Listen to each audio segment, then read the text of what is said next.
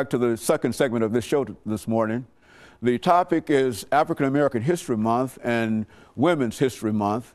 And quite recently, during our first segment, we had a conversation with Miss Alana McLaughlin. And of course, in doing so, we sort of laid the foundation for the topic today, and that is African American history and women's history. And we have with us during the second segment, Dr. Gloria Pillow, who will give us some additional information about African American History Month as well as Women's History Month, February and March of 2011.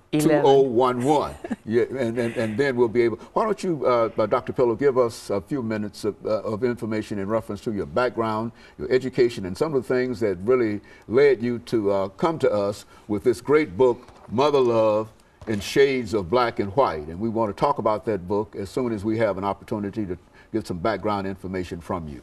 Thank you, Dr. Haney. I'd first like to say that Nashville has been one of my two homes since I was born. I came here as a child, age 6. I was born in Atlanta, and my father's work brought us to Nashville.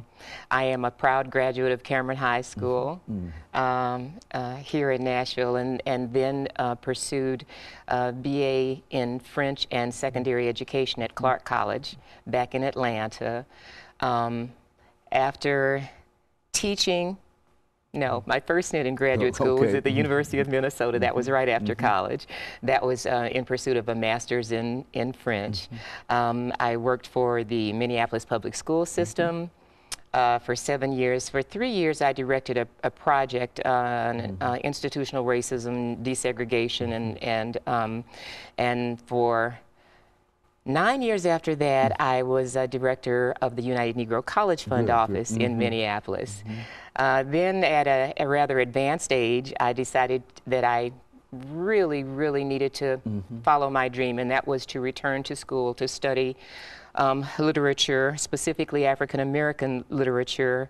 All literature interests me, but that is my main area of specialization. Very good. And I did so at the University of Chicago.